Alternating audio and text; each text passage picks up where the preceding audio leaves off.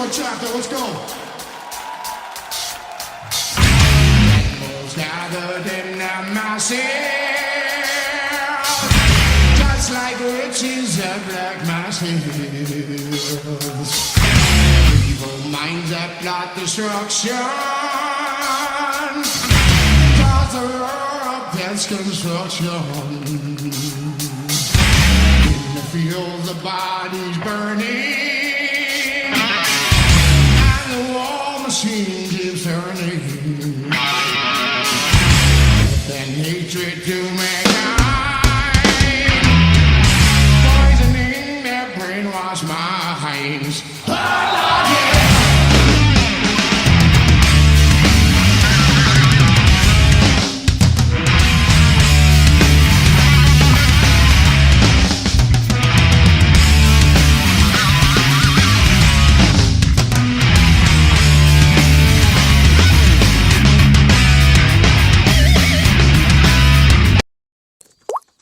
Hey, what is up?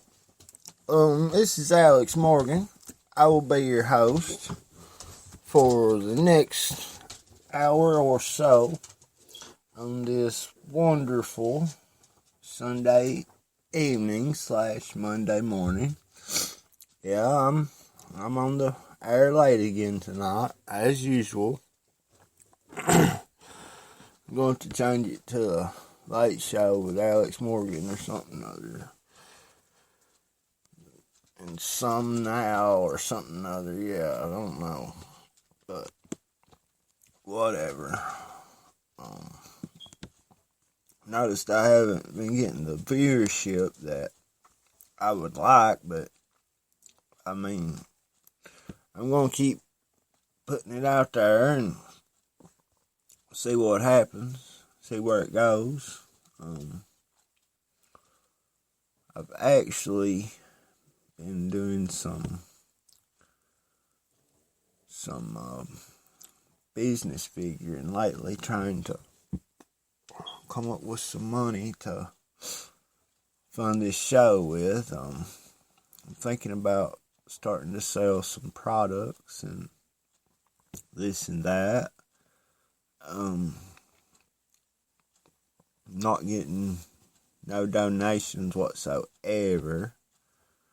I'm actually going in the hole on this, So, I'd like to come out somehow. If anybody out there would like to sponsor the show, and I would gladly, play some commercials and this and that.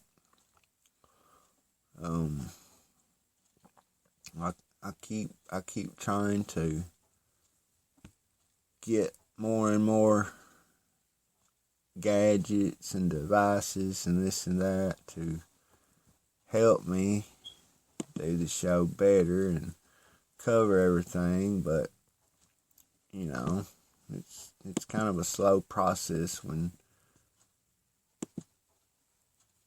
you ain't got no funds to work with, but whatever. I'll keep on keeping on. I'm going to start out with local news again tonight, I guess.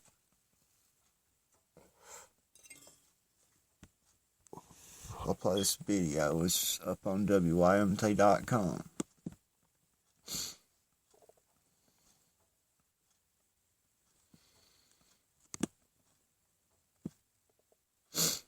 Give it just a second. Let this ad right here play.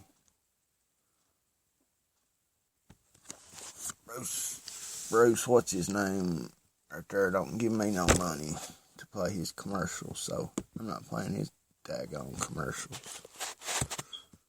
Are we? Here's a breakdown of what we know. According to the Lexington Herald-Leader, Khan fled the U.S. using a fake passport. In an email exchange with the Herald-Leader, he explained he also has help from someone overseas who gave him a job to support himself. Khan would not say where he went, but made a reference in one email to fleeing to another continent. In the email exchange with the Herald leader, Khan said he used his credit card to buy a ticket to fly out of John F. Kennedy International Airport in New York, but never intended to go there because of the likelihood the FBI was monitoring his transactions. Khan said he used a different prepaid credit card to buy a second ticket and used that one to leave the country. In the new emails, Khan explained that his escape was not dramatic. He wrote, quote, "If my leaving would have been more of a spy-like characteristic to it, I would be the first to say so. It would certainly make for a better story," end quote.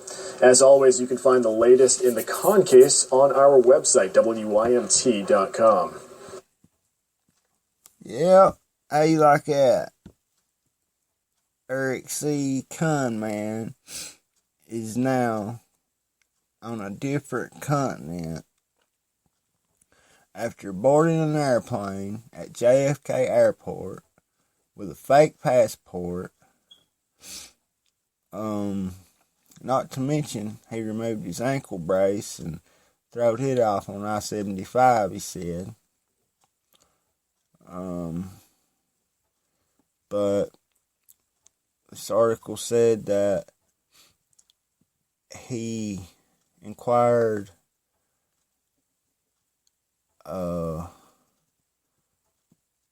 he got in contact with a person on a different continent, and he learned 3 languages, what time he was on house arrest and going to court and all that.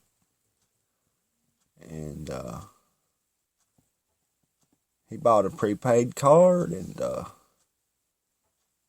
went and bought him a plane ticket to a foreign country.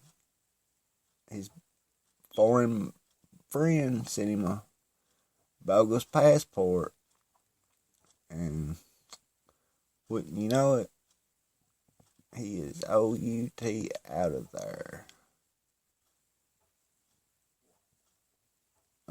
It did say that he was in a country that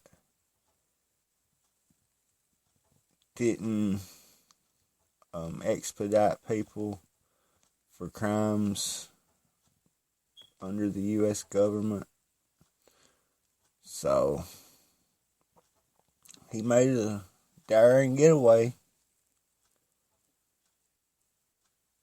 He said that there were 2 more people that was charged in his case. I think it was a judge and a psychiatrist, both of which he had paid off. He paid the judge off to pass on payments to Mr. Khan's clients, and he paid the psychiatrist off to say that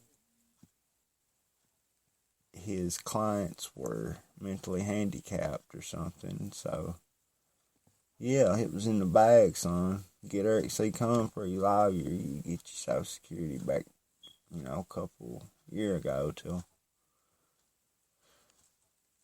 till they caught on to it or whatever was going on right there. But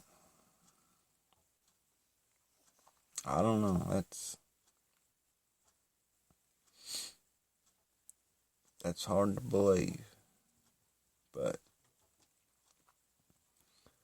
it's been about 2 weeks, I guess, since I had heard anything. And then I said a little bit about it there last night. And then the little woman found that article.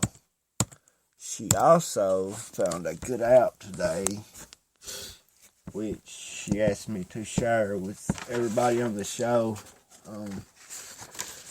She thinks it's really helpful.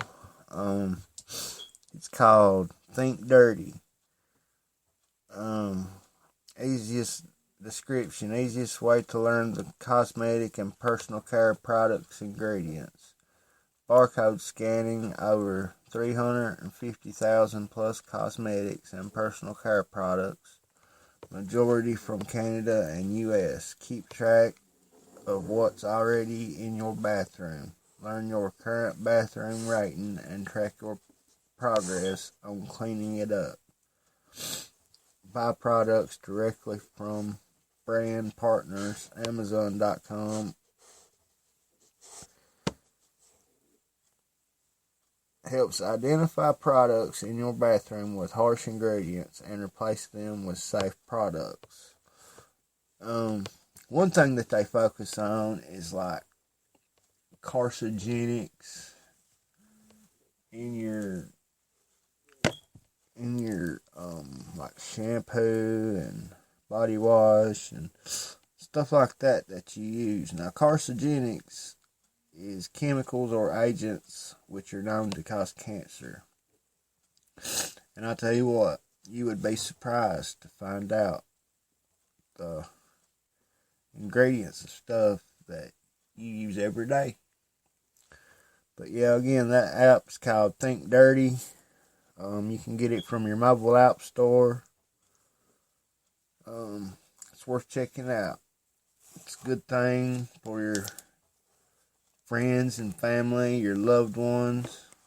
We all need to watch out. We need to boycott these products that promote population reduction every day of their existence and our lives, which we all buy, and they don't help us much except make them rich and give us cancer, and then it's passed on to the next generation. And you know, we need to nip this right here in the bud while we have an alert population.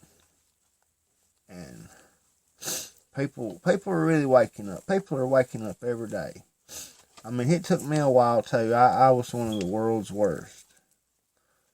But I'll tell you what, it's a good feeling to be awake and to know what's going on in the world and in your everyday life and in your country and with your leaders and legislators and lawmakers and all that.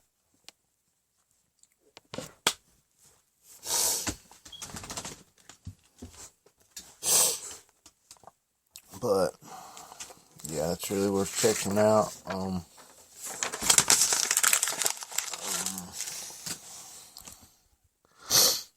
was trying to see if there was any more local news here worth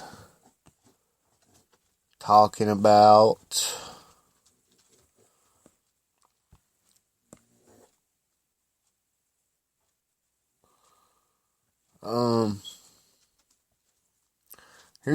Here's a video about crazy Bernie Sanders headlines healthcare rally in Charleston. Not the main article that I'm going to soon get to. Let me, again, I ain't playing their damn ads. They don't give me no money. I'm not playing their ads. They're rich enough already. They could sponsor this show if they wanted me to play their ads. That right, folks? Candidate Bernie Sanders came back to West Virginia, teaming up with MoveOn.org for a healthcare rally in Charleston. Jatera McGee was there and spoke to community members concerned what the latest proposed healthcare plan could mean for them. It's a polarizing issue and one that impacts millions. This is an American issue. It shouldn't have anything to do whether you're a Democrat, Republican, Independent. They're talking about affordable, life-saving health care. Lives are on the line. It's an issue they say is on the chopping block if the Senate Republicans' latest unveiled plan becomes law. This legislation will cause devastating, unprecedented harm for millions of people in my state, in your state, and all across the country. This is a gut punch Headliner Senator Bernie Sanders and more than a dozen speakers voicing concerns for the bill's defunding of Planned Parenthood, Medicaid, little funding to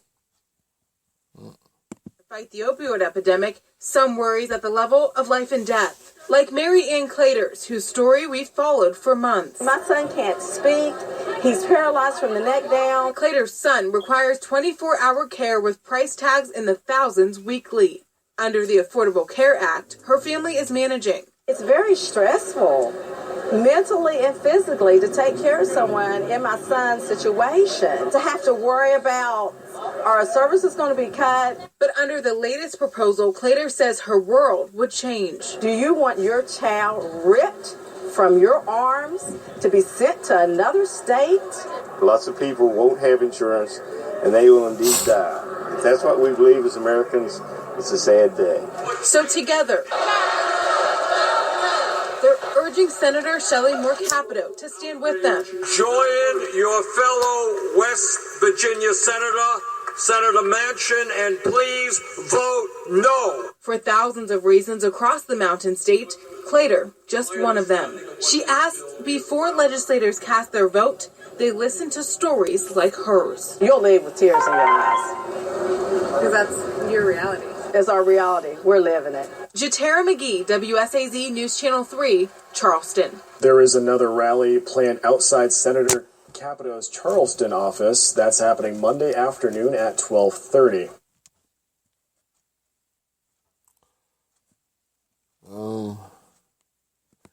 Yeah, that's not the main Bernie news. I just saw that up on WIMT.com, and you know, it's definitely not as big as coming news about crazy Bernie. But they've also got a poll up right now on WIMT.com. Have you seen a bear in eastern Kentucky this year? I haven't. I've seen a lot of places where it looked like bears have been, but as far as seeing one, no, I've not seen one. I've saw a thing or two that looked like it may or may not have been a bear. You know, if it wasn't a bear, it was, you know, something like one of them cone-headed things that stands about 7 to 9 feet tall, something like that. But I won't name no names. People might think I'm crazy or something like that. So we won't add to the speculation that people may put out against us. This is pretty interesting poll. There have been 558 total responses. 40.32% have said yes. 59.68% have said no. So, yeah. But that's about it in local news, I guess. I don't see anything else much worth talking about. It says cooler temperatures and sunshine kick off the work week. That's pretty good news. Mayor or dog elected mayor of Kentucky town. You know, that's worth talking about, ain't it?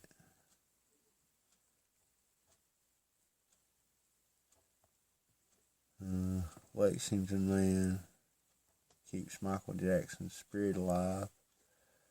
June 25th marks 8 years since the King of Pop died. On this anniversary of Michael Jackson's death, Cameron Jones was showing off.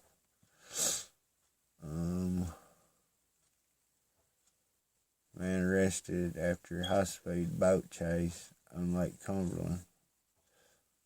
You ought to see a picture of this dude. Now, if you want to see something, he looks like he's wilder than Cody Brown.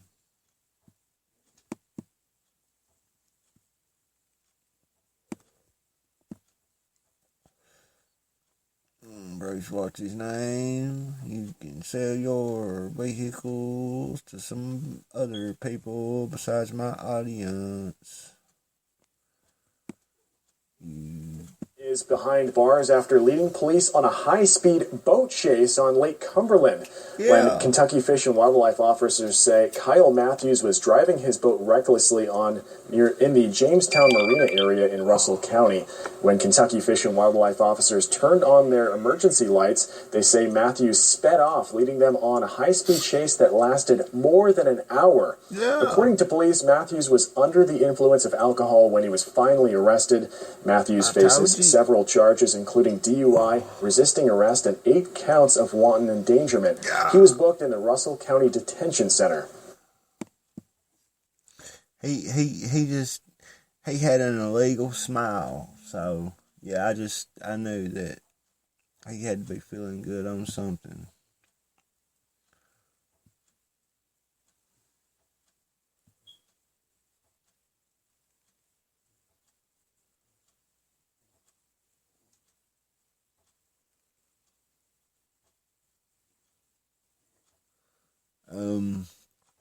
Police probe theft at Kentucky Minor League Baseball Stadium. Police are investigating an overnight theft where 2 men trespassed into Kentucky Minor League Baseball Stadium. So,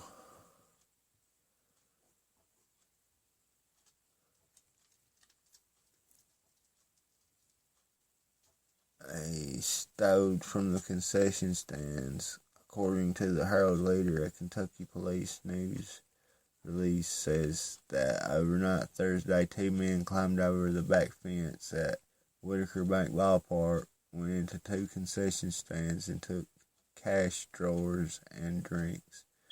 The cash drawers were empty but are worth several $100s. Police have released surveillance video of the incident in the case. If someone can identify the men, Whitaker Bank is home to the Lexington Legends.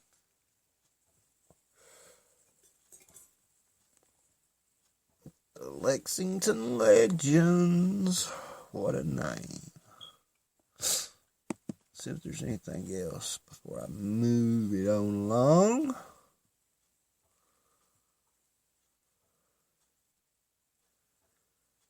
Oh my God. Now this is why I don't like covering WYMT, by the way. There is no video to this article. It's quite an article though.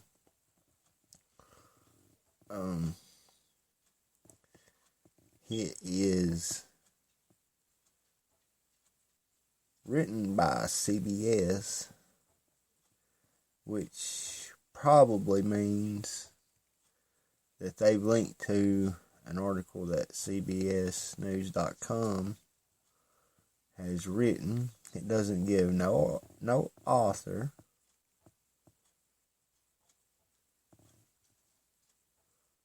But this is some fake news, I would say. Trump acknowledges Russian meddling in tweet criticizing Obama. I'm going to go ahead and read this. CBS. President Trump appeared to acknowledge Russian involvement in 2016 campaign while criticizing the Obama administration's response to a Russian interference campaign he has reportedly denied took place. In a tweet Friday night, Trump wrote that President Obama, quote, knew far in advance of November 8th about election meddling by Russia, unquote, and, quote, did nothing about it. Later that day, after spending a few hours at his golf club in Sterling, Virginia, Trump reiterated the sentiment, and he tweeted, Since the Obama administration was told way before the 2016 election that Russians were meddling, why no action? focus on them, not T! Exclamation mark. Then he tweeted,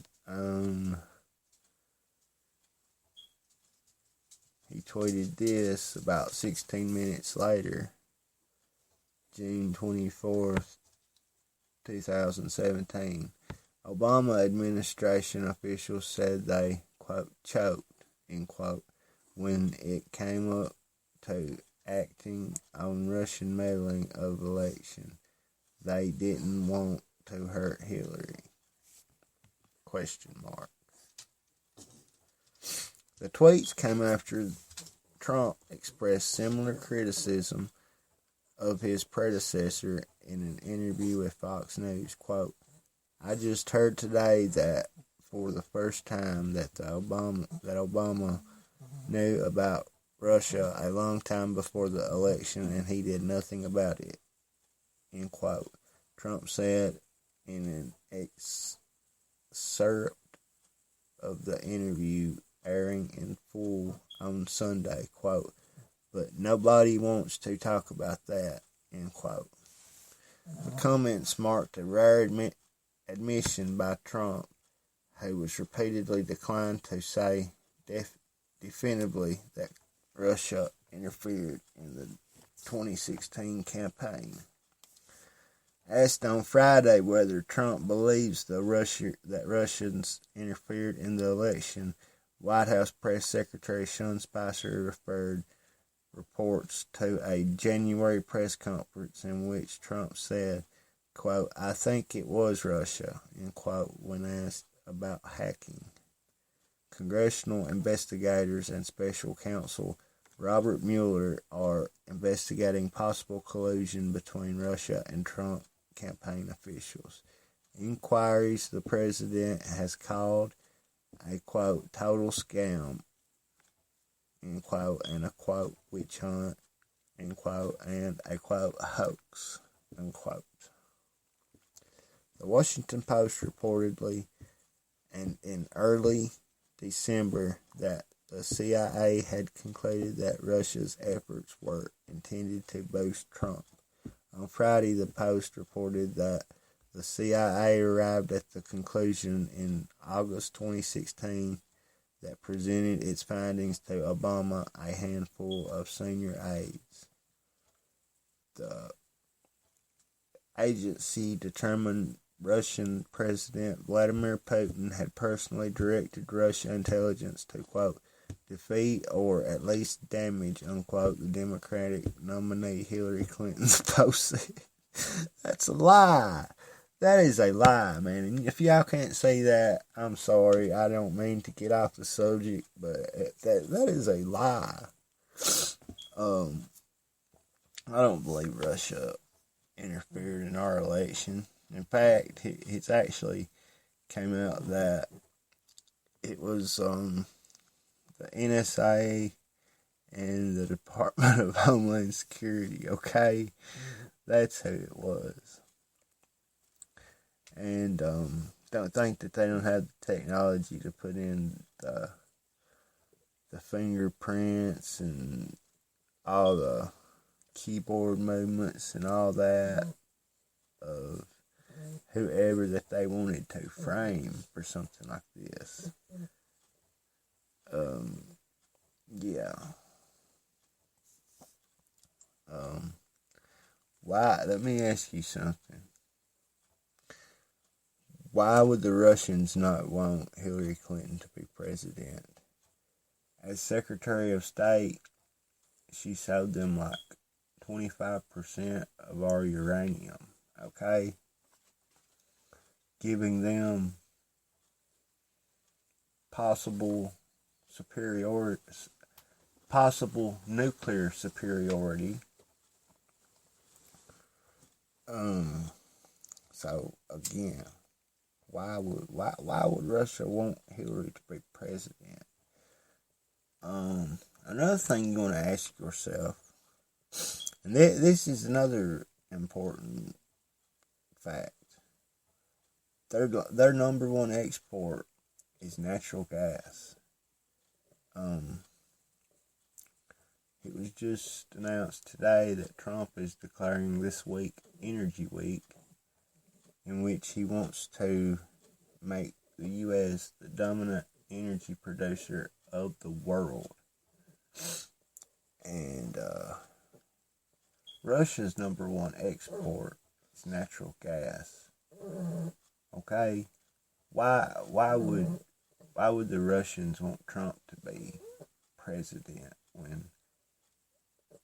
when he's making competition not only for them and their natural gas, but he's making competition for China's coal, which is probably one of their number one exports, which thanks to the Paris climate deal, would have been the highest coal, the most expensive coal in the world. So, again, why would any foreign country want Trump to be our president after you've seen what the Democratic Party has done for all these foreign countries over the years? I mean, it's kind of a give-take thing when you think about it, but, you know, that's only when you think about Hillary and Haiti, you know. In fact, she's still taking from them. She's taking their children's souls. Her and old Slick Willie both. However, Obama was weary of publicly accusing Russia of aiding Trump, fearing such an allegation would be seen as the White House trying to bolster Clinton's chances. As if he's not done enough. Excuse me, I digress, I'm sorry. The Post also revealed new details about the Obama administration's response to the Russian interference campaign prior to the election. Following the CIA's August report, Obama authorized, quote, planting cyber weapons in Russia's infrastructure, the digital equivalent of bombs that would be detonated if the United States found itself in an escalating exchange with Moscow, end quote, the Post reported. Administration officials briefed top members of Administration officials briefed top members of Congress of both parties about Russia's actions in the weeks leading up to the election. Republican leaders, including Senate Majority Leader Mitch McConnell, questioned the underlying intelligence and warned against accusing Russian government of aiding Trump in the weeks leading up to Election Day. Top intelligence chiefs released a statement in October 2016 publicly blaming Russia for an array of cyber attacks, including the release of stolen emails from the Democratic Party in July. Not to get off the subject, but you want to know who your Russian is? His name is Seth Rich. Okay? Seth Rich was shot in the back in Washington, D.C. Seth Rich was a top DNC official. DNC was the one who gave WikiLeaks the information.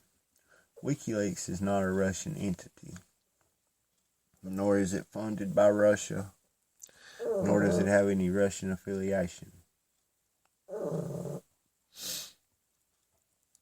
And that's just the facts, folks.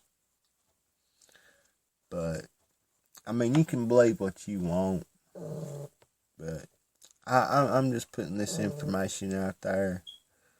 So, maybe y'all don't feel like such a big dummy when all this is said and done. When, I mean, you can already see the tables turning every day on the Democrats. I'll get back into it here in a minute. I'm going to get on this article. The statement asserted the U.S. intelligence community assessment that the efforts were, quote, intended to interference with the election progress, end quote, but stopped short of accusing Russia of trying to help Trump win the election. The U.S. did not publicly accuse Russia of trying to aid Trump until January 2017, when U.S. intelligence agencies released a declassified assessment of the Russian interference campaign. Before taking office in January, Trump received a classified briefing on the assessment that then Director of National Intelligence James Clapper, CIA Director John Brennan, FBI Director James Comey, and National Security Agency Director Administrator Mike Rogers. The briefing included classified details of Russian efforts to harm the Clinton campaign and bolster Trump.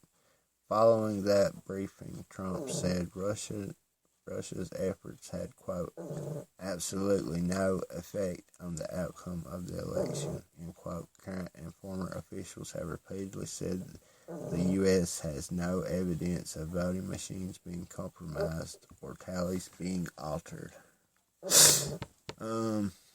No, I'd say they don't, but they were.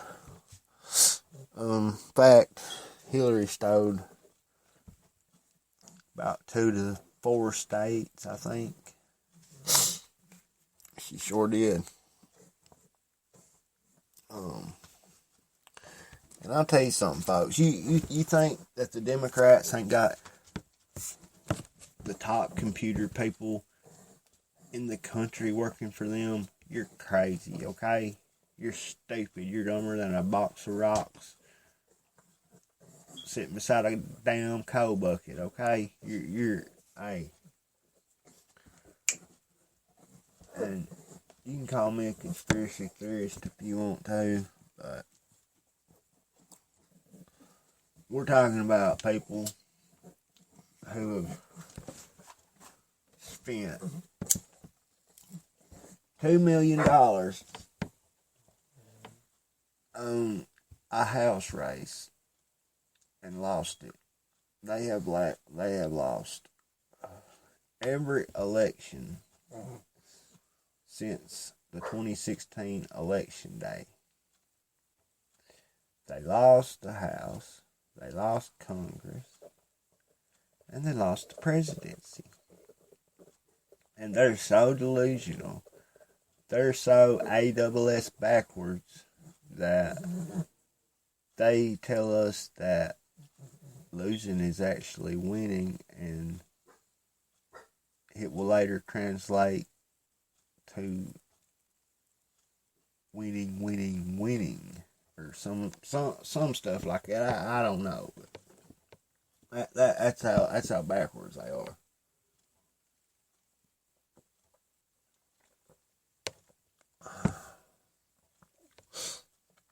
Google Democrats. Losing is winning.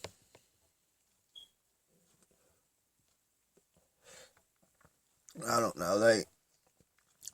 They may be trying to put their politically correct beliefs into action, or continue with the brainwashing,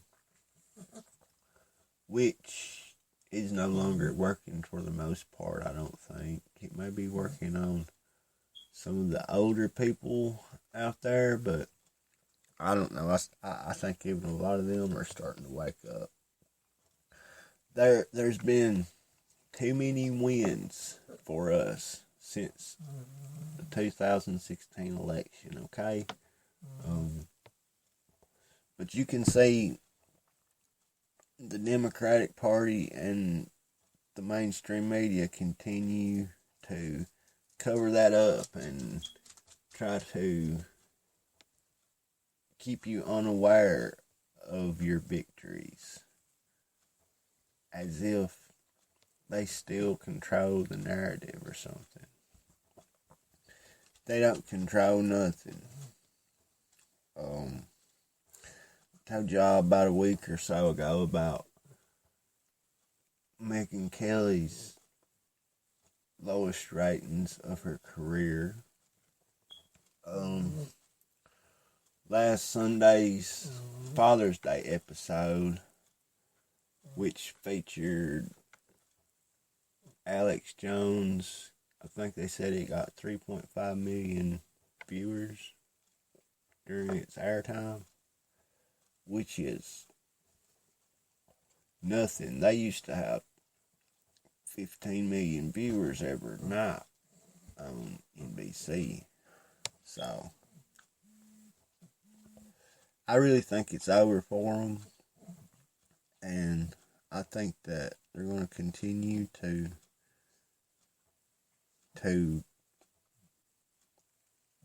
keep doing what they've been doing for the last couple of decades. Well, probably the last 60, 70, 80 years, actually. But whatever.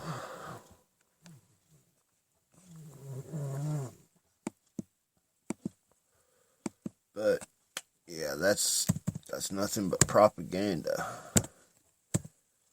put out here by the mainstream media.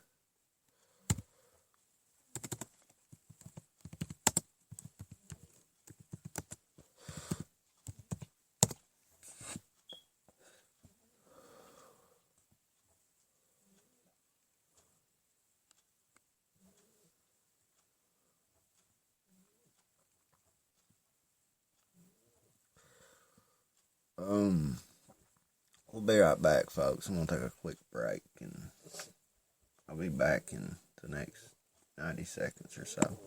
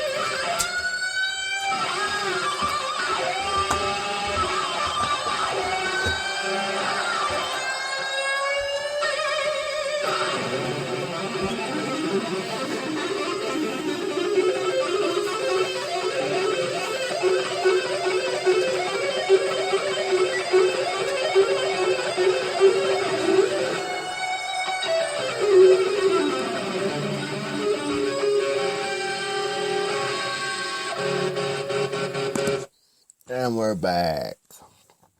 That was Insane Solo by Zakk Wylde. Which is, without a doubt, one of the best metal guitarists of all time.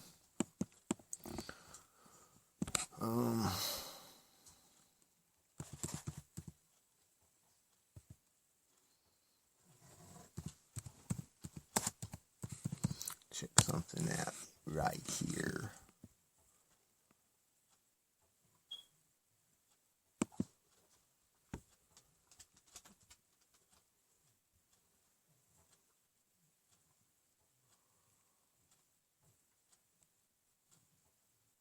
Let's suppose that you're writing a really important email to a colleague. Let's suppose that. Again, I am not playing your commercials. While Democrats have been obsessed with Russian meddling too, in the 2016 election earlier this month, former FBI Director James Comey revealed some possible interference much closer to home. Comey testified before Congress that Obama's Attorney General, Loretta Lynch, told him not to use the word investigation while discussing the Clinton email case. News that even troubled prominent Democrats. At one point, the Attorney General had directed me not to call it an investigation, but instead to call it a matter. That gave me a queasy feeling. I would have a queasy feeling too, though. I think we need to know more about that. Well, Senator Feinstein and the Judiciary Committee are now taking bipartisan action, announcing today they're investigating, quote, alleged political interference by Ms. Lynch in the Clinton email case. And in related news, FoxNews.com is reporting that the State Department is investigating whether Hillary mishandled classified information, which could lead to the former Secretary of State losing her security clearance. Now, do not adjust your set. That was not a story from 2 years ago. This is actually still going on. Richard, you did also have Feinstein today say that she does not believe that Attorney General Lynch played any role in influencing the investigation of Secretary Clinton. These letters are just a request for information to put to rest the speculation about the issue. What are you hearing? Well, here's the thing. I said this before on the show. I think no Justice Department we can now admit is above politics. Every Justice Department has played politics in recent history. So there's no there. I think this is very interesting. I think that Loretta Lynch clearly probably made some mistakes in what she did here. I'll be the first to admit that. But Hillary Clinton lost the election. She's taking walks in Chappaqua. Just let her walk in the woods. But that's not what she's doing. In fact, as Greg pointed out earlier, Hillary Clinton is actually quite active, calling the Republicans with the death party. Yeah, again, after all the stuff we've gone through, here she goes, demonizing a group of people, calling us killers. That's not a good thing to do in this heated political climate, Hillary. But it's always about Hillary. It's always about the Clintons. They are the acid reflux of the Democratic Party. No matter what, they just keep coming back up every year. Blah, there's another Clinton problem. Blah. Anyway, the letters are meant to put to rest the speculation. That is exactly what Donald Trump wanted from Comey, and he didn't get it. And so we can say there's no there, but I don't know. This is truly the anti-transparency party.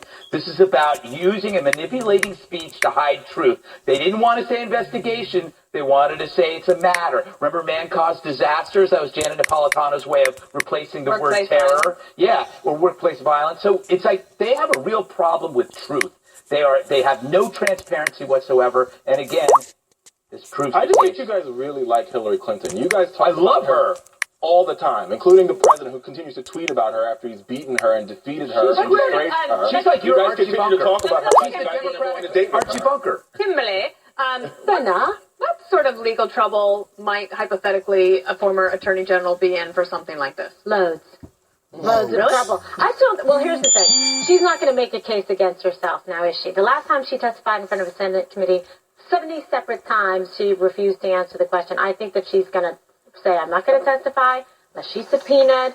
If she's subpoenaed, she'll try to say, Fifth Amendment or something. She's not going to sit there and spill the beans on any of this, whether there was any kind of inappropriate behavior or not. And as it relates to Hillary Clinton and security clearance, it is. It's Groundhog Day all over again, because we've been doing this over and over again. Maybe this time they'll actually pull the security clearance, because that would have been very messy while she was running for president of the United States, smashing BlackBerries and keeping a server by the toilet. All true. No fake news here. You guys are obsessed. You know what the headline of the toilet part? That's a Calvin Klein cologne. Obsession. The headline of the story is that Hillary Clinton still has a security clearance. That's amazing. Just like Mike still has it. It's unbelievable. I think the former secretaries keep it. Yeah. As long as they don't abuse the privilege. Okay, because she's shown such a great track record of not abusing privileges. Hillary kind of reminds me of the person, they graduate from college, and then they come back to college afterwards and start hanging out at the parties, and everyone's looking around like, what are you doing here? Get out of here. It's time for Hillary to get lost, and she could be in more trouble. I mean, they're looking into whether she mishandled classified information. I've been saying this for a long time, that Donald Trump needs to do this. I'm very glad he's been listening. If they're going to play games with this Russia investigation and all these conspiracies, let's reopen some Hillary investigations. Let's have the State Department inquire about whether she mishandled information. What's fair is fair. Let's look into Loretta Lynch. All of these things are starting to... But yeah, this is going down, folks. It is going downhill for the damn Democrats.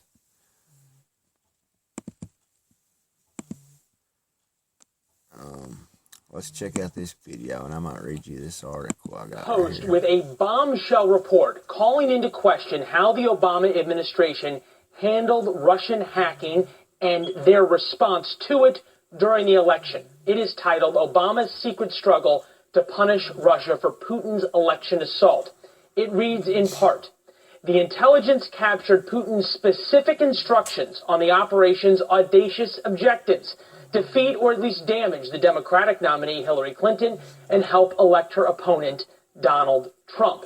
And it goes on, quote, it is the hardest thing about my entire time in government to defend, said a former senior Obama administration official involved in the White House deliberations on Russia. I feel like we sort of choked. A stunning admission. Jillian Turner was on the National Security Council in the White House, both under President Bush and later under President Obama, Fox News contributor as well. Nice to see you. Good to see you, Leland. Pretty stunning. We choked from somebody in the Obama administration. They weren't apt to admit fault back then, and even less so now. It is a bombshell, like you said, and it's fairly indicting. But at the same time, one administration official doesn't stand for the whole. So what I caution people against when it comes to any of these Russia stories is that the most important takeaway, and the most important takeaway from this particular Washington Post piece, is that the Russian threat to the United States in all its forms is serious, is real, and is not a partisan or a political issue. I think until Americans really start to understand and accept that, the reality is that we're really doomed to fail, undercut ourselves by not acknowledging the important national security elements here. If anything, the president who made your argument the cornerstone of his presidency was Ronald Reagan, who united the country around the idea of a Cold War with the Russians and then going about winning that war. Nevertheless, when you look at this article, it does seem like the Obama administration, for whatever reason, did not address the Russian hacking or meddling, whatever you want to call it, in a way that got the Russians to stop. That's true. And I don't think there's anyone in this scenario. I'm not trying to beat around the bush here. I'm just trying to make the point that it's still hard to pin this down on partisan politics. Nobody gets off scot-free. Everyone has blood on their hands. The House and Senate, the current administration, and when it comes to managing. The president was the president. If you believe the Washington Post, and they have a lot of sourcing on this report went to President Obama, and he said, find me options, and then sort of argued and debated and took too much time, and by that time the election had happened. Isn't that always the knock on the Obama administration, that they had options, but they spent too much time thinking and less time doing, thus our enemies aren't really scared of us? It's certainly one argument, that the hand-wringing. President Obama likes to govern and lead by consensus, so he certainly took his time with any decisions, whether it was military operations, whether it was intelligence, covert operations, so I can see the way this could have been sort of strung out here. But I think one thing in the article that the Obama administration official says is that part of the reason that efforts were stunted is because the president was worried about being perceived as having a political hand in the general election. He wanted to stay out of this. So you can sort of, I'm not defending, but sort of saying you can see the quandary that this puts the Obama administration in. The Trump campaign, for its part, was also in the same exact position, for what it's worth. No easy options here for these folks. Well, that's why they say it's the hardest job in the world, right, to be president and make those decisions. The current president may not agree with you in terms of it not being a partisan issue. He tweeted out yesterday, which the timing could be coincidental. may not be. Perhaps that'll be asked in the White House briefing that's going to take place here in a little while. But this is the president's tweet. By the way, if Russia was working so hard on the 2016 election, it all took place during the Obama administration. Why didn't they stop them? Touche? Yes, touche. But at the same time, President Trump now knows that being the president, as you just said, Leland, is the hardest job in the world. And there's no easy way to control what our adversaries around the world are doing. I think it took the Obama administration a decent amount of time to realize the full effect of the Russian operation, the Russian campaign. And so once they had figured that out, it was basically time for the general election. The timeline here was not favorable to a swift and certain outcome. The Trump administration is still struggling with what they should do in terms of repercussions. Great conversation as always. We have to go. Before you leave, though, I want to thank you, but we also want to put up, in terms of the Russians still testing the United States, even under the Trump administration, pictures from the Pentagon of just how close that Russian jet was flying to an American Air Force jet. Just in the past couple of days, told that Russian jet was armed as well. So the provocations and the tests by the Russians don't stop. Jillian, thank you. More to come. Thanks, Leland. See you tomorrow on TV. Folks, we should be ISIS, or what about ISIS? We should be Russia's ally against ISIS. They are our natural ally against ISIS. When you think about it, Trump is exactly right about that. There's no denying it. Let's see what this video is talking about. Pelosi's leadership criticized after Democrats' losing streak. They're on a losing streak. Despite the near incessant accusations of presidential obstruction of justice and unconstitutional actions, the Democrats are now 0 for 4 in congressional special elections for seats vacated by Trump appointees. The Democrats' issues were on full display on Tuesday after the GOP netted 2 wins in special elections in Georgia and South Carolina. This is despite unprecedented spending by liberals. President Trump brought up the Republican victories last night at his rally in Iowa. Their plan isn't working because they thought they were going to win last night in Atlanta. They thought they were going to win. And they've been unbelievably nasty, really nasty. All we do is win, win, win. We won last night. They can't believe it. They say, what is going on? What is going on? We won last night. And even the worst of them said, that was a big win for Trump.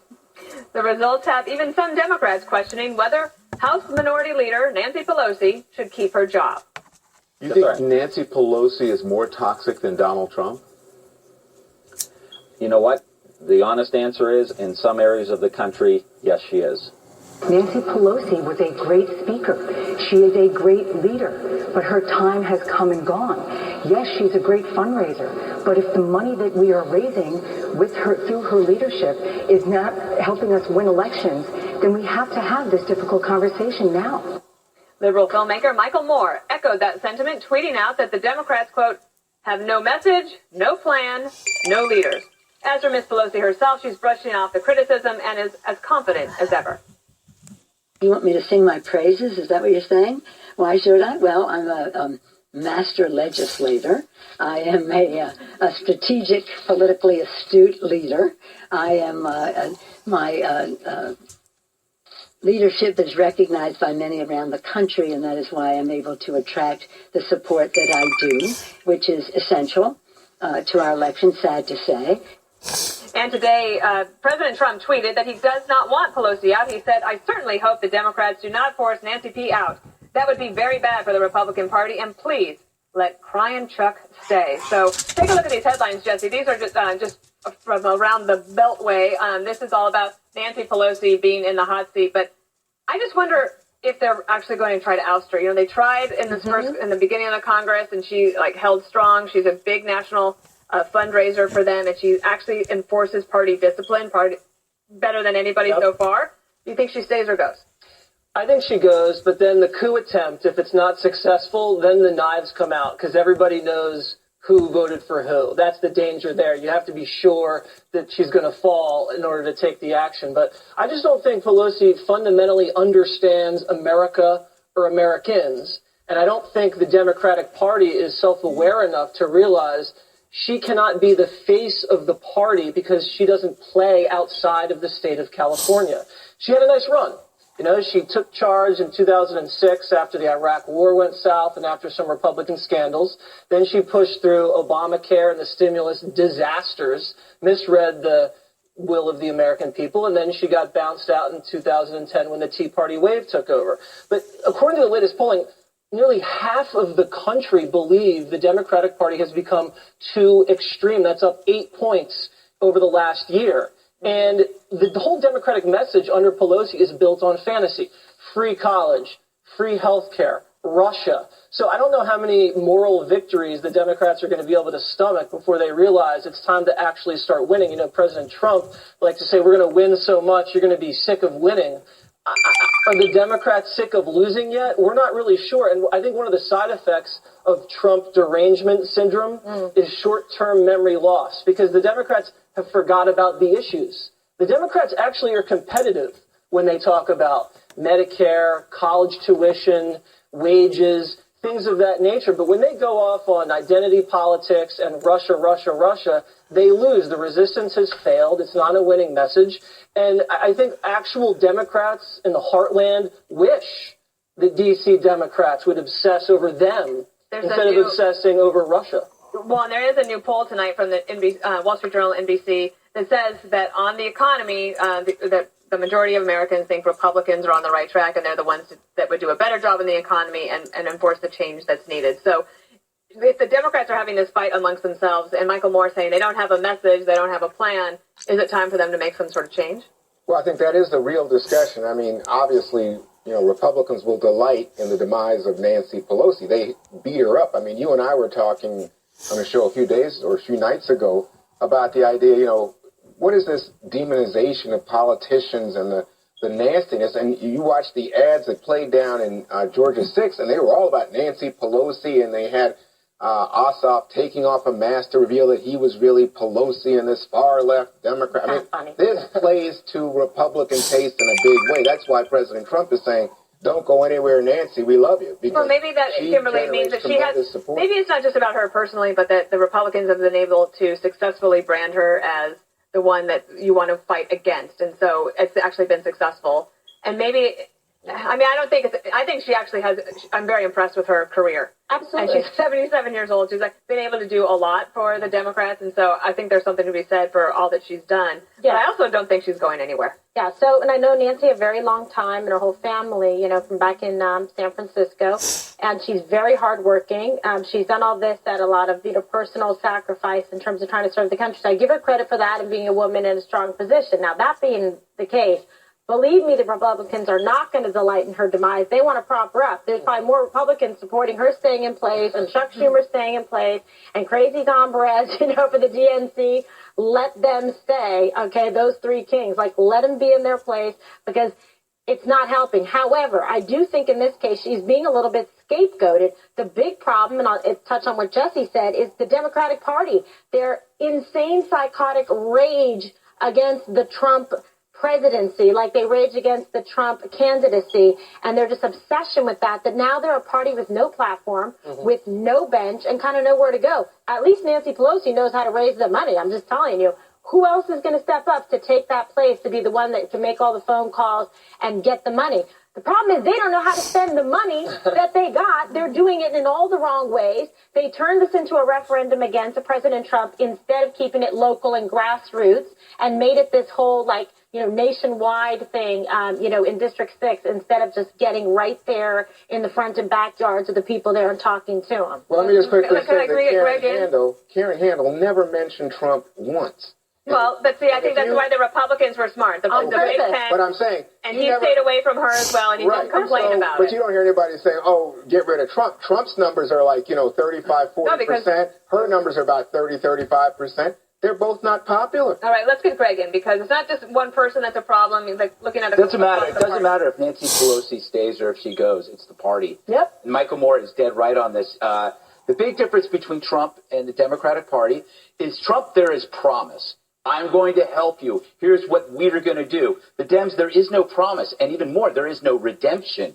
Meaning that if you actually try to agree with the Democrat, it's too late, especially if you're white. You are white, privileged, part of the patriarchy. You are doomed. So right now, they have splintered the country because they replaced life experience with identity. We talked about identity politics. So America now is at fault for everything. And that means that you can't have the singular identity of being an American. Because that represents everything that's evil. And so what you replace that with are hundreds of competing tribes. All these different pronouns and identities. So the Democratic Party is no longer a singular entity. It is like Sybil. Do you remember Sybil? A collection of combative, quarreling voices. Multiple personalities. And they're eating themselves alive. If you look on the campuses, what happened at Evergreen, they are actually going after their own.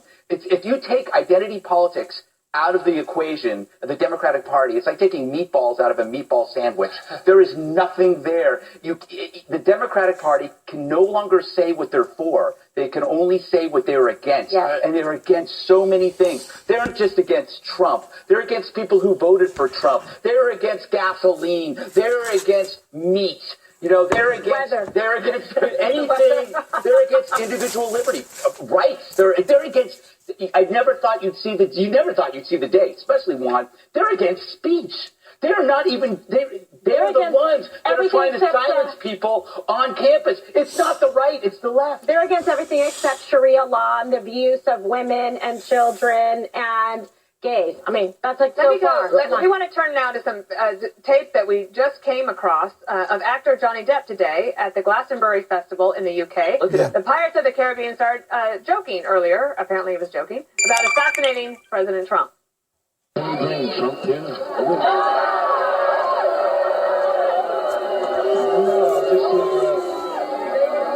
No, you've misunderstood. Just give him some love and rehabilitation. I think he needs help. I'm just going to be in the press. It'll be horrible. But I'd like that you're all a part of it. When was the last time an actor assassinated a president?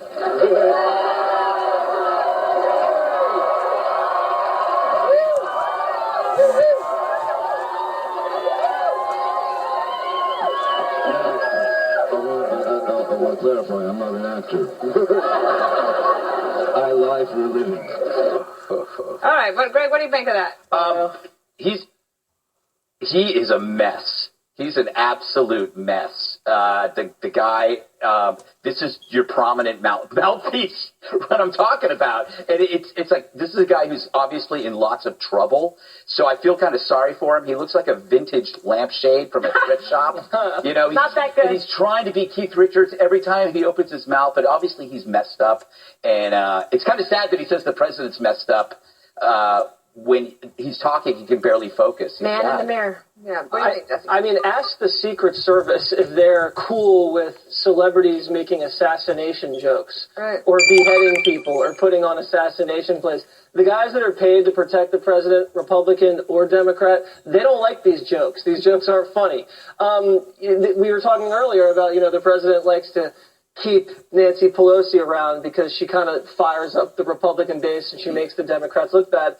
I'd say keep Depp around because, this is the kind of guy that Hollywood brings into a place like Georgia 6 and just ruins it for the candidate on the left. I mean, this can't keep happening over and over and over again. Do you think that the Democrats have a Hollywood problem? Do you think that Good question. is a real thing? I think some of the people on the far left, especially the Hollywood types, and here I'll agree with Greg, I think sometimes the condescension is just overweening. It just becomes like, we don't like you, we don't know you, we don't care about the reality of your lives or how you think. And I think you can't, that kind of arrogance is very unappealing. Who wants to, do business with somebody who's not listening?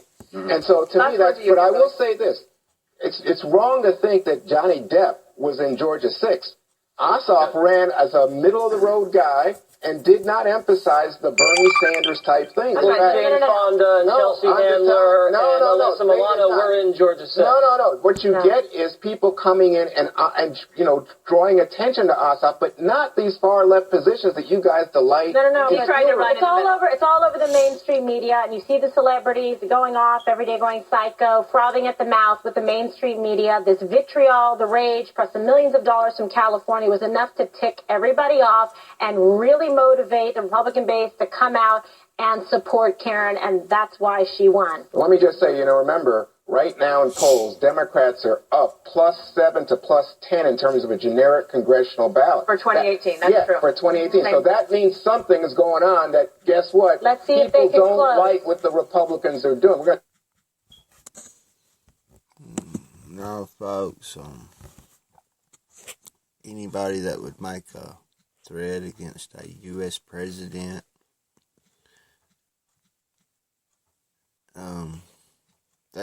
there's something wrong with them. I mean, you take one of these Hollywood actors, one of which who's starred in probably 30 or 40 films, and is supposed to have made upwards of $600 million within his career, and now has supposedly spent it all and is broke. Come on, that is pathetic. How do you spend $600 million? Possibly. How do you spend $600 million? Can someone please tell me? Because I can't begin to fathom how you spend $600 million. That is beyond me.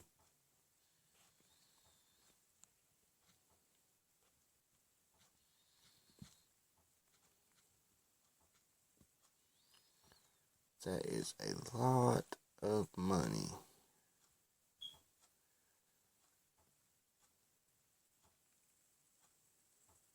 Far more money than I'll probably ever see in my life.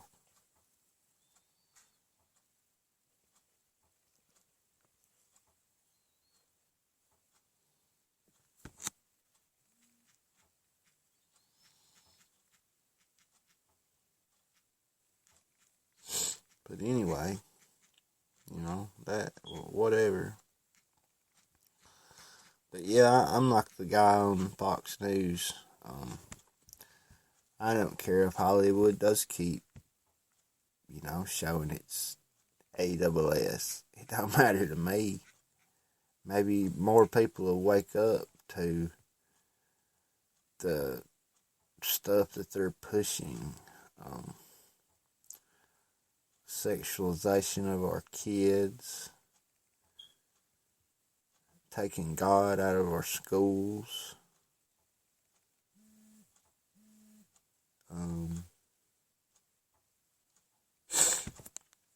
all I can focus on is gay rights and Sharia law. So yeah, let's check this out.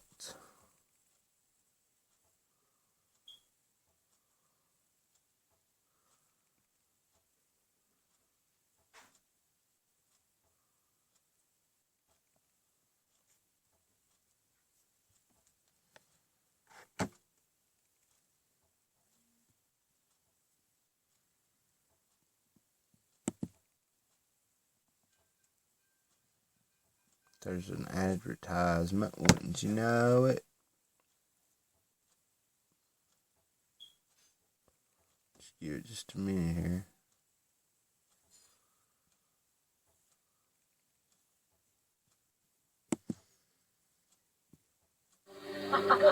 While Democrats have been obsessed with Russian meddling. I just played that. That's actually from a different site. I thought it was something else. But it's not, so moving on.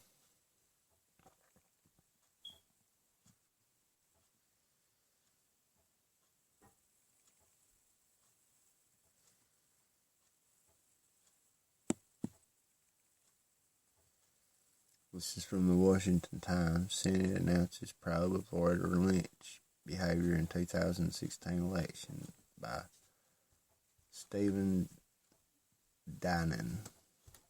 The Washington Times, Friday, June 23rd, 2017.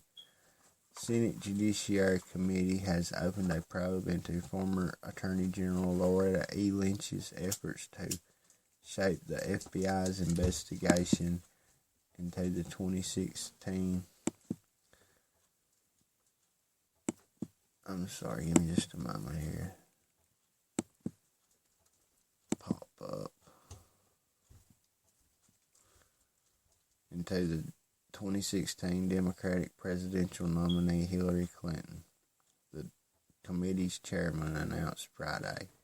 In a letter to Ms. Lynch, the committee asked her to detail the depths of her involvement in the FBI's investigation, including whether she ever assured Clinton confidants that the probe wouldn't, quote, push too deep into the matter, end quote.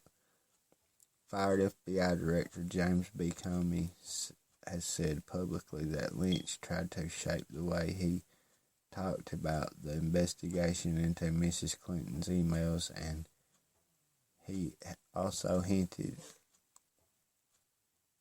at other behavior, which, quote, I cannot talk about yet, unquote, that made him worried about Mrs. Lynch's ability to make impartial decisions. Mr. Comey said that was one reason why he took it upon himself to buck Justice Defense tradition to reveal his findings about the Clinton administration last year, about Mrs. Clinton last year. The probe into Mrs. Lynch comes as the Judiciary Committee is looking into President Trump's firing of Mr. Comey. Senator Charles E. Grassley, Iowa Republican and chairman of the committee, said, "Shave, it won't let me read no more. It's like it's froze up."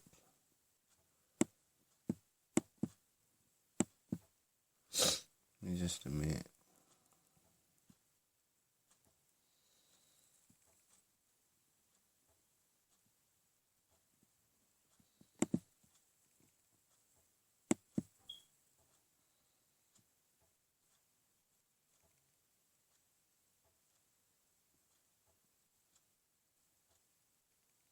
Senator Charles E.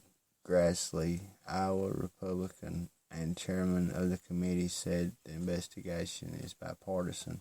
The letter to Mrs. Lynch is signed by the panel's ranking Democrat, Senator Dianne Feinstein of California. Also signing the letter was Senators Lindsey Graham of South Carolina and Sheldon Whitehouse of Rhode Island, respectively. The chairman of ranking member of the key investigative subcommittee. Letters also went to Clinton campaign staffer Amanda Renteria and to Leonard Nardo and Sarah Scople at the Open Society Foundations. Mrs. Bernardo was reportedly on an email chain from the then head DNC, suggesting that Mrs. Lynch had given assurance that Mrs. Renteria, the chairman staffer, that the Clinton probe wouldn't, quote, go too far, end quote. At a Senate hearing earlier this month, Mr. Comey told lawmakers that Mrs. Lynch had attempted to change the way the FBI described its probe into Mrs. Clinton's use of the private email server. The change appeared to dovetail how Mrs. Clinton's supporters were characterizing the probe. Quote, at one point, Mrs. Lynch directed me not to call it an investigation, but instead to call it a matter, which confuse me and concern me, end quote, Mr. Comey said during his June 8th testimony before the Senate Select Committee on Intelligence. Quote, that was one of the bricks in the load that led me to conclude I have to step away from the department if we are to close this case credibly, unquote. Acknowledging that he didn't know whether it was intentional, Mr. Comey and Mrs. Lynch gave the impression the Attorney General was looking to align the way we talked about our investigation and the way a political campaign was describing the same activity, end quote. Mr. Comey said the language suggested by Mrs. Lynch was troublesome because it closely mirrored what the Hillary Clinton campaign was using. Despite the discomfort, Mr. Comey said he agreed to Mrs. Lynch's language.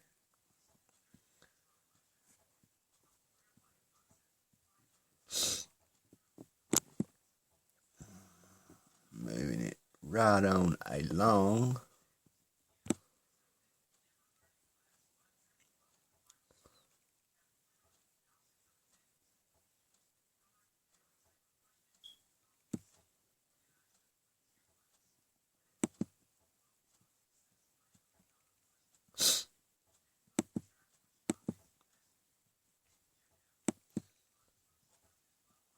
This article right here is from CBSNews.com by John Batt,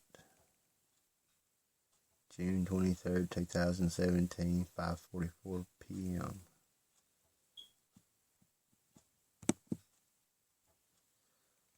Bernie and Jane Sanders under FBI investigation for bank fraud, hire lawyers.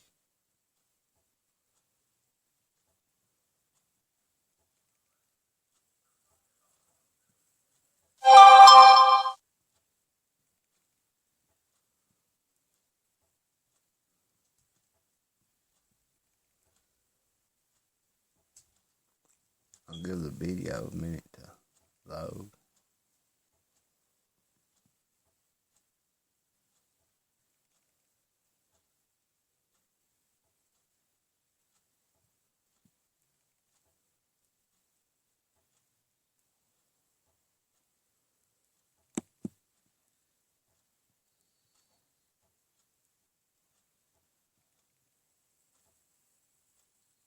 It's taking longer than it usually does.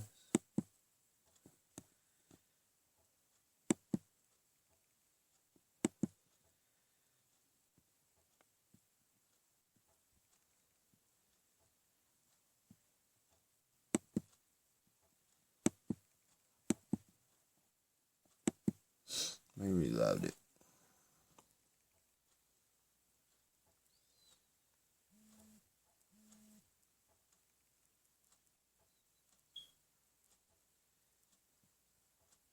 Come on.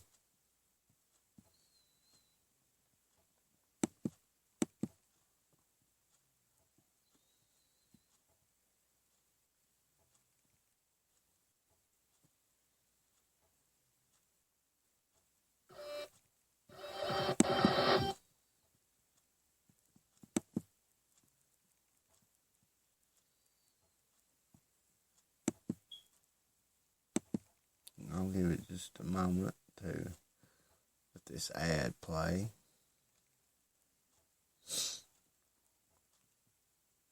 Now that it's finally playing, that is.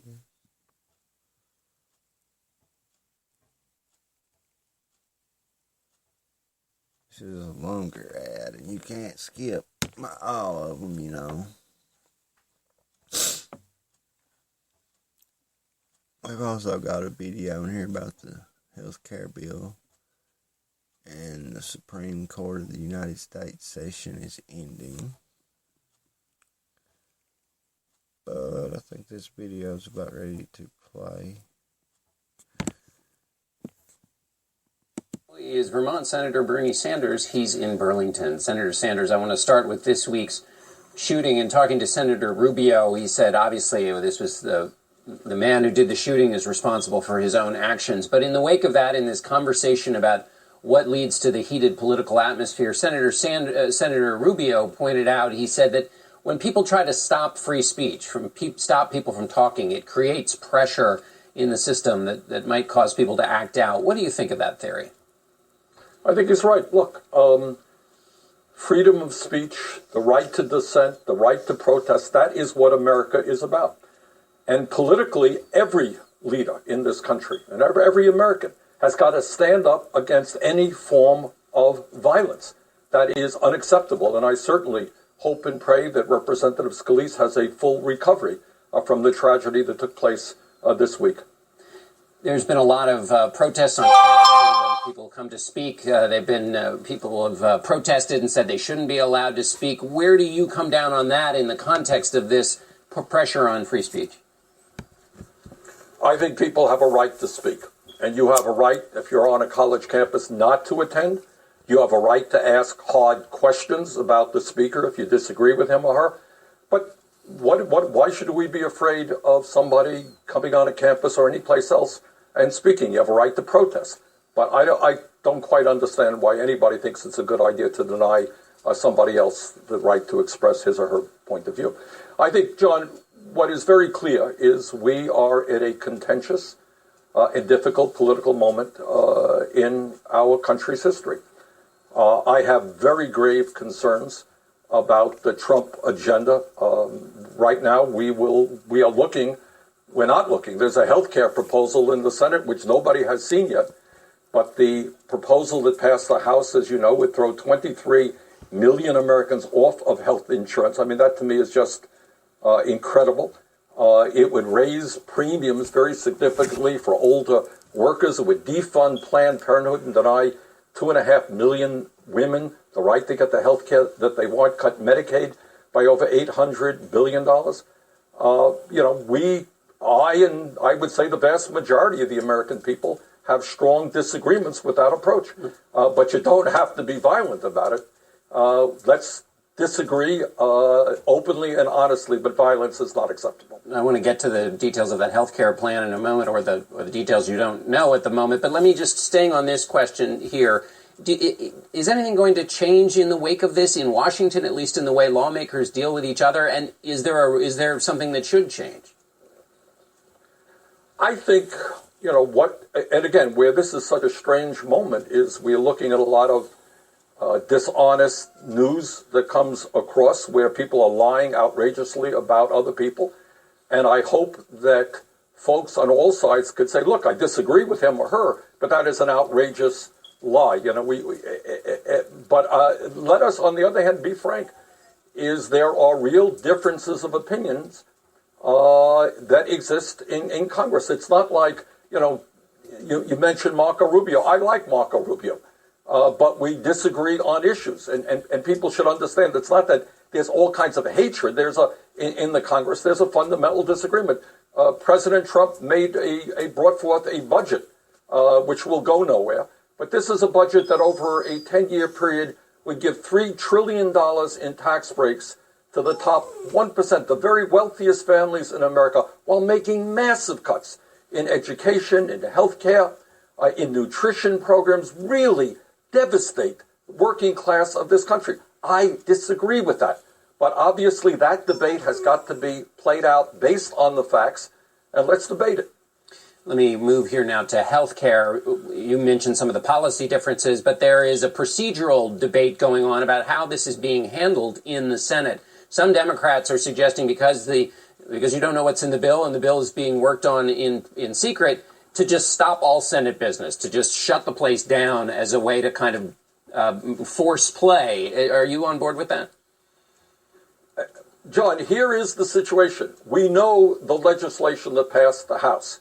It was the worst piece of legislation, frankly, against working class people that I can remember in my political life in the Congress. Throwing 23 million people off of health insurance is beyond belief.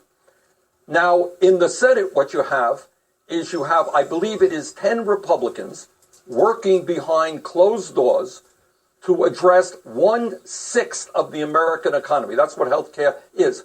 Republicans, the average Republican doesn't even know what's in that legislation. My understanding is that it will be brought forth just immediately before we have to vote on it. This is completely unacceptable. I mean, nobody can defend a process which will impact tens of millions of Americans, and nobody even knows what's in the legislation. And, John, the important point here is the reason they don't want to bring it public is because it is a disastrous bill, I suspect, similar to what passed in the House. Who is going to defend cutting Medicaid by $800 billion at the same time as you give massive tax breaks to the wealthiest 2%? So they want to keep it secret. They don't want the media involved. They don't want members of Congress involved. And at the last minute, they present it, they push it through, and that is 1/6 of the American economy and millions of people thrown off the health insurance. That is unacceptable. I believe Democrats should do everything they can to oppose that legislation in any way that we can. All right, Senator Sanders, we are at our last minute, so thanks so much for being with us, and we'll be back in 1 minute.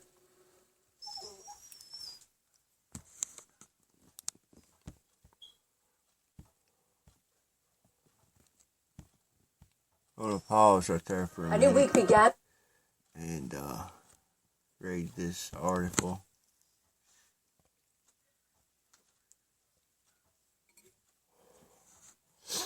Bernie and Jane Sanders under FBI investigation for bank fraud. They hire lawyers. Updated June 24th, 2017, 6:21 p.m. Senator Bernie Sanders, independent from Vermont, and his wife Jane Sanders have hired prominent defense attorneys amid an FBI investigation into a loan Joan Sanders obtained to expand Burlington College while she was its president, CBS News confirms. Politico magazine first reported the Sanders had hired lawyers to defend them in the probe.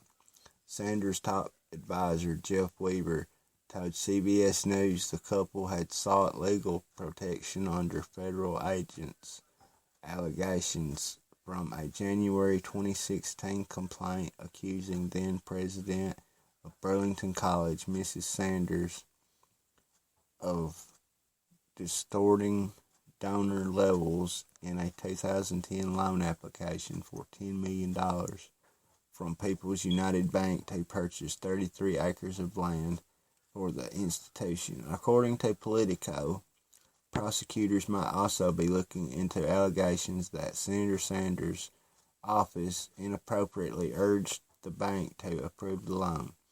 Burlington attorney and Sanders supporter Rich Cassidy has also reportedly been hired to represent Senator Sanders and high-profile Washington defense attorney Larry Robbins, who counseled I. Lewis Scooter Libby, former chief of staff to Vice President Dick Cheney, is protecting Jane Sanders.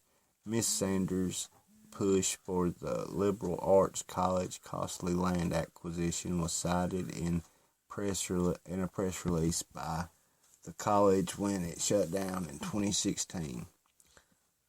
Brady Townsend of Burlington, the man responsible for the claims filed to the U.S. Attorney of Vermont, was chairman of the Trump campaign in his state. Quote, I filed a request for an investigation into January 2016, and an investigation appears to have been started right away, end quote, he said in an email to CBS News. Quote, it was started under President Obama, his Attorney General, and his U.S. Attorney, all of whom are Democrats, end quote. He also added that, quote, my only hope is for a fair, impartial, and thorough investigation, end quote.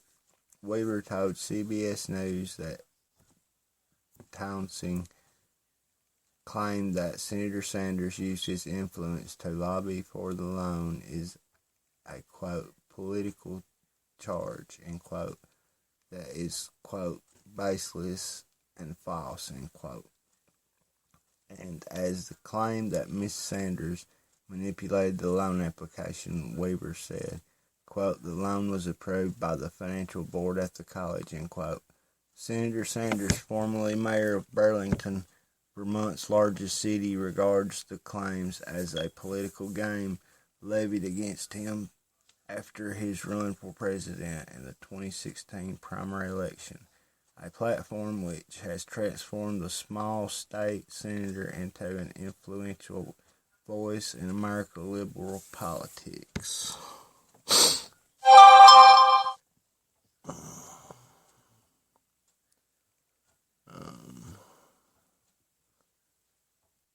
Let's hear about their health care bill. With the Republican plan to repeal and replace Obamacare in critical condition. Republican leaders are pushing for a vote in the Senate this week, but they don't have enough votes to pass it. The nonpartisan Congressional Budget Office is expected to release its estimate on the cost and the impact of the bill as early as Monday. Errol Burnett is at the White House. I want to see, and I speak from the heart. That's what I want to see. I want to see a bill with heart. In an interview this weekend, President Trump confirmed he called the House GOP healthcare bill passed last month mean, and he made the case for the Senate healthcare plan, but also acknowledged challenges Senate Republicans face in passing their version. Healthcare is a very complicated subject from the standpoint that you move it this way and this group doesn't like it. You move it a little bit over here. You have a very narrow path. Senate Majority Leader Mitch McConnell is aiming for a vote before the 4th of July holiday. But first, he must win over skeptical Republicans. I have very serious concerns about the bill. There's no way the Republican bill brings down premium. Let's not rush this process. 5 Republican senators are against the bill. The GOP can only afford to lose 2 votes. Senate Minority Leader Chuck Schumer wants both sides to fix, not replace, the current healthcare system. Hopefully they'll come sit down. They'll stop sabotaging Obamacare and sit down with us, and we'll make Obamacare better. This weekend, President Trump also criticized President Obama for not taking more action against Russian interference during the election. If he had the information, why didn't he do something about it? He should have done something about it. Ranking Democrat on the House Intelligence Committee, Adam Schiff. To criticize Obama now is a bit like someone knowingly receiving stolen property, blaming the police for not stopping the theft. So Donald Trump is in no position to complain here. Now, the president has made 2 visits to his golf property in Virginia this weekend, but the White House says he is actively involved in communicating with Republicans on health care. The president has been in contact with Senate Majority Leader Mitch McConnell, and officials say he's open to meeting with those concerned Republican senators in the coming days. Rena? Thanks, Errol.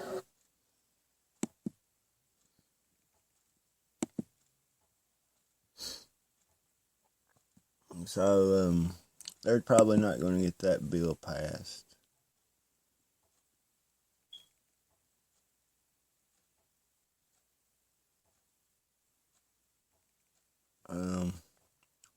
Meanwhile, Zero Hedge has an article which I'm not going to go into detail much about because it involves Sandy Hook, and Sandy Hook is something that I'm not going to go into because the evidence is everywhere. You can research it all you want and make your own conclusion. But I would advise you to be very cautious when going down this rabbit hole, because this is a rabbit hole that people could go down and never come out of. I mean that in more ways than one.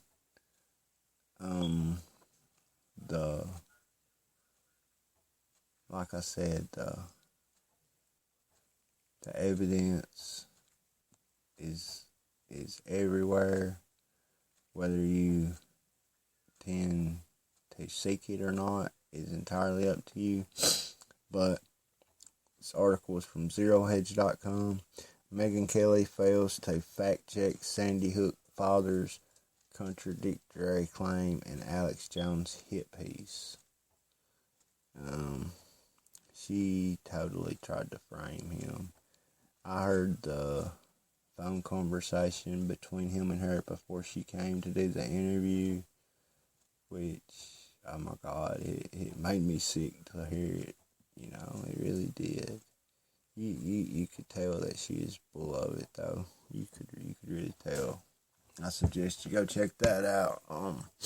And Alex Jones has got many videos on YouTube about that, which he is supposed to release the audio from that tape recording in the coming days or weeks. I forget which. But that's about it in the news, I think. Debbie Wasserman Schultz, Johnson testimony on DNC hack. That's coming soon also. And I can't wait for that. But I thank y'all for joining me tonight on this very special broadcast. Join me next time.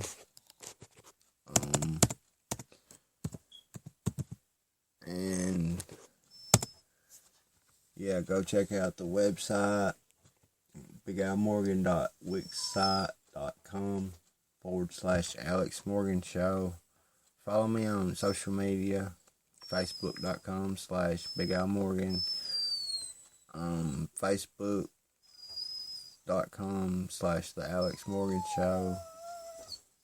My like page is facebook.com/The Alex Morgan Show. Go to twitter.com/RealBigAlMorgan to follow me on Twitter.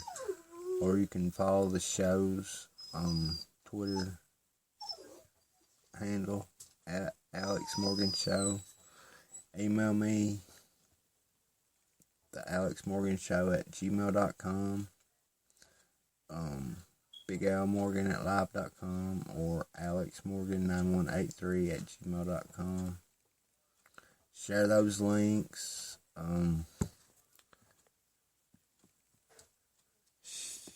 Do everything you can to support the broadcast.